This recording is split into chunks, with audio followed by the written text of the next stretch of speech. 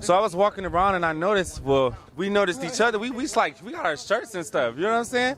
So what are you guys doing down here?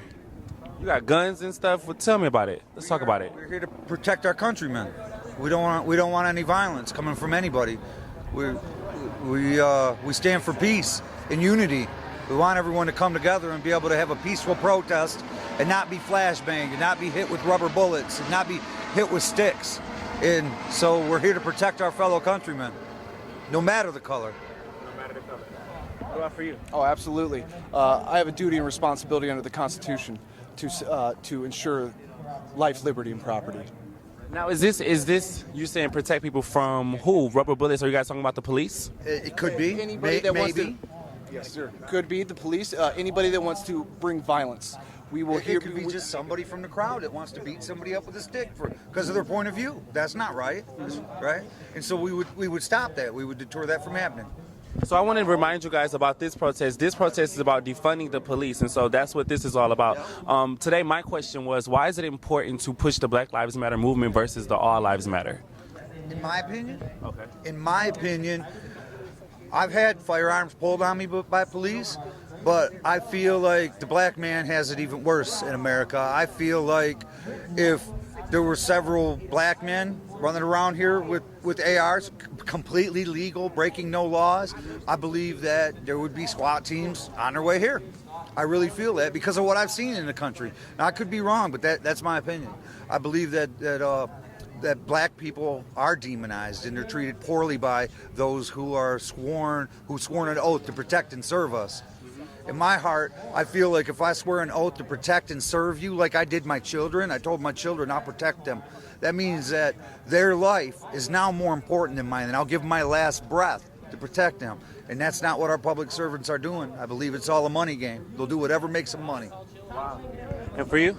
Absolutely. I think it's more of a us versus them kind of thing. I think that absolutely that the African American race here has it more difficult according to police. But obviously I think there is a divide going on that they're trying to divide us into sections and splinter us so we don't see the real enemy, which is a tyrannical government. Mm-hmm. And the police support tyrannical government at this stage in life. And that's why I'm here. I agree with the Black Lives Matter movement, absolutely. Black lives absolutely matter. All lives absolutely matter. We all, I mean, it's really not about race for me personally. It's about me against and the people against a tyrannical government that wants to enslave us. There it is. And my last question is, I mean, we just got to talk about it, our shirts. So tell me what inspired your looks today. About 9 months ago, a man named Duncan Lemp, he was a white man. He was shot to death in his sleep. And the police, it was by police. Police wrote it up that they served a no-knock warrant to remove his guns because a red flag came up. So they served a no-knock warrant. And they said that they were met with violence and fear for their lives. But everyone in the house claims that Duncan was asleep in his bed and the police shot him through their window. And this is when the Boogaloo boys, the flowered shirts, were born. That's when we were born about 9 months ago when Duncan Lemp was murdered by the police. And those police are still police right now. Just like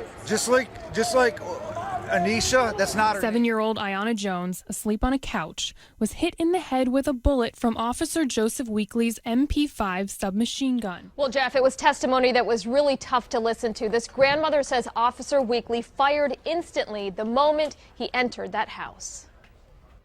I'm laying there screaming, asking somebody to help my granddaughter because he just shot her in the head. And he wouldn't even help her. They turned on the light and seen that she had been shot and carried out the house. Oh. A 7-year-old little girl a few years ago was shot to death by the police. He went to trial. The officer went to trial twice on our dollar. The citizens paid for his defense against our will. They used the money for whatever. He was found not guilty both times. Had to have been a rigged jury because this 7-year-old little girl was murdered. And her killer is still working for the Detroit Police Department today. The injustice of it all. My statement is, Okay. I love you. I love you, each and every one of you. You're my countrymen and my country ladies. Absolutely. And I would not allow seeing any of you battered, not on my watch. And I'm not even getting paid. But I care about you, and I am my brother's keeper.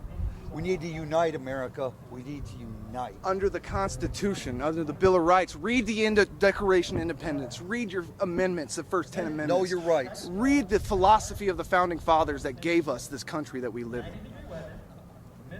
Thank you guys so much. We talked. You guys are great. Thank you so much. Bring it in. Love you guys. Bring it in.